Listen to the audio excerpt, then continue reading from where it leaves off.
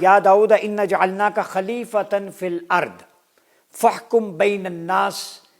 بالحق ولا تتبع الہوی، اے داؤد ہم نے تم کو زمین میں خلیفہ بنایا ہے، تم لوگوں کے درمیان حق و انصاف کے فیصلے کرو اور خواہشات کی پیروی نہ کرو۔ تو جج کے لیے دوسرا منصب ہے، چاہے جج ہو، ہیڈ آف اسٹیٹ ہو، قرآن مقدس کی روشنی میں، کہ حق اور انصاف یعنی کلام اللہ اور سنت رسول کے مطابق فیصلے کرو، یہ حق ہے، اور انصاف کے مطابق فیصلے کرو، میرٹ بیسڈ، یہ دو کام کرو، اور خواہشات کی پیروی یعنی اپنی ول کو، پرسنل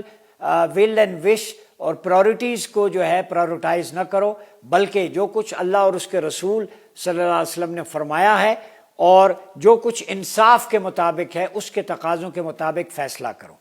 سورہ نساء میں فرمایا یا ایھا الذین آمنوا کونوا قوامین بالقسط، اے ایمان والو انصاف پر اچھی طرح قائم رہنے والے بن جاؤ۔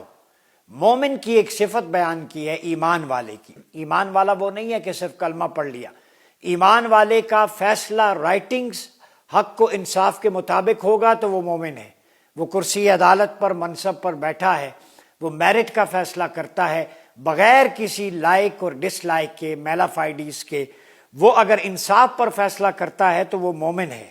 ٹھیک ہے، اور انصاف پر اچھی طرح قائم رہنے والے، ڈٹرمنڈ، وہ ججز، وہ قاضی، وہ جو ہیں وہ مومن ہوتے ہیں۔ یہ سرٹیفائیڈ بلیورز اللہ نے ایک ٹرم یوز کی ہے،